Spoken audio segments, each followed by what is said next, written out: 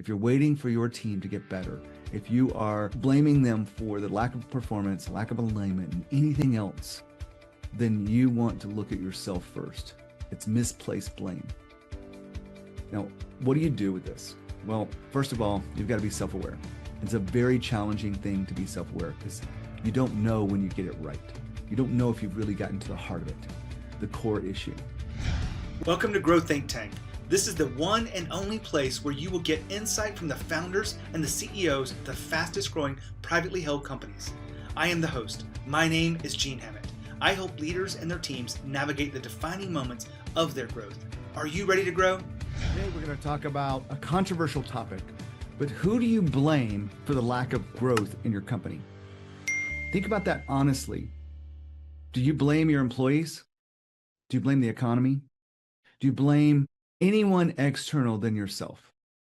Well, here's a wake-up call for you. In about 12 years of CEO coaching and coaching companies that are in growth mode, those that blame others aren't taking ownership of what's really going on. When you say your employees aren't stepping up, they're not in alignment, and you put that on them, you're waiting for them to fix it. You're waiting for them to get better. You're waiting for them to realize it. You're waiting for them to do something so that things could be better. But here's what I know. Leadership isn't about waiting for others. It's about taking ownership, seeing what you do have control of, seeing what you absolutely should be doing that's different than what you have been doing. If you're blaming your team for anything, I really believe you need to look at yourself first. I'm not saying that they're perfect. I'm not saying that they are doing the things that they're supposed to do, because most likely they're not. They're people. They're human, just like you are.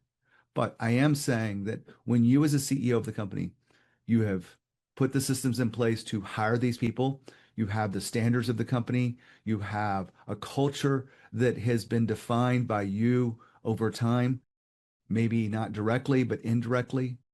All of those things lead to you, not to them. And you have to accept that. I recently have been working with some new clients, and many of them have said the same words. And I want to share those words with you. You may not like them, but this is the truth. They come to my workshops or they come to calls with us, and we have the conversations, and they say, I thought the problem was my team, but I realize I'm the problem. I realize I'm the one that needs to change. I'm the one that needs to upgrade my leadership skills. I'm the one that needs to take control of my calendar. I'm the one that needs to change the way things are going here if I want things to be different. So I share this with you from my heart and with love, but I also challenge the common thinking that it's the other person. If I wanted to lose weight and I blamed my wife for good cooking, that would be pretty weak character trait, right? If I wanted to lose weight and I blamed anything other than my own ability to control my discipline, my consistency, my intentionality around what I'm eating, how I'm moving, how I'm sleeping, how I manage stress. Like, I'm using this personal example because I want you to think it's all up to me. What I put in my mouth, what I decide to do, what I decide not to do, when I decide to sit on the couch and rest versus go for a walk, go for a jog, go to the gym, play pickleball. Not my thing, but maybe it's yours. My thing is Brazilian Jiu-Jitsu. If you've listened to the podcast, you know that I am kind of a little bit crazy, 55 years old and still practicing this martial art. Been doing it about 20 years and I love it. And I continue to want to get better. And it consumes my time when I'm not working and I'm not with my family. But all that being said, you can't blame someone else if you want something different. You as the leader of the company have to look at yourself first and go, how can I lead differently? How can I engage this person? How can I reach them? How can I find alignment? What do we need to do that's different than we're doing today? I share this with you because I see it happening over and over and over. If you're waiting for your team to get better, if you are blaming them for the lack of performance, lack of alignment, and anything else, then you want to look at yourself first. It's misplaced blame. Now, what do you do with this? Well, first of all, you've got to be self-aware. It's a very challenging thing to be self-aware because you don't know when you get it right. You don't know if you've really gotten to the heart of it, the core issue. It's one of the reasons why people come to coaches like me.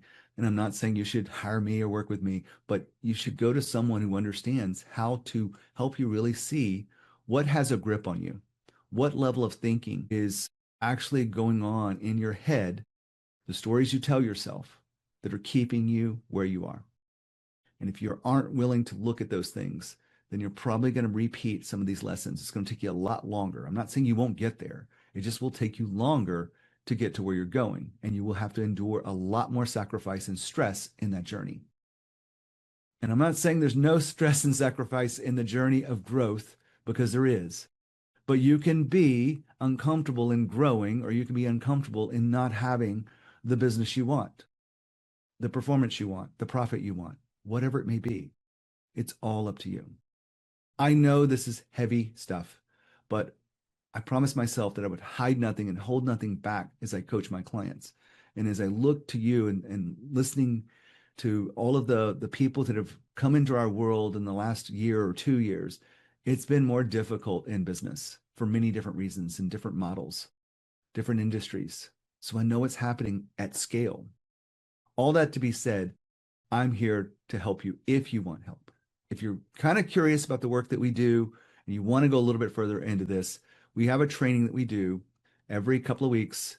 It is fresh, it is power hitting, and it will give you a layout of the things that you can change, and you get to focus on where you change. Inside that training or that workshop, we will give you a little bit of coaching inside that, because we want to make sure you get the information.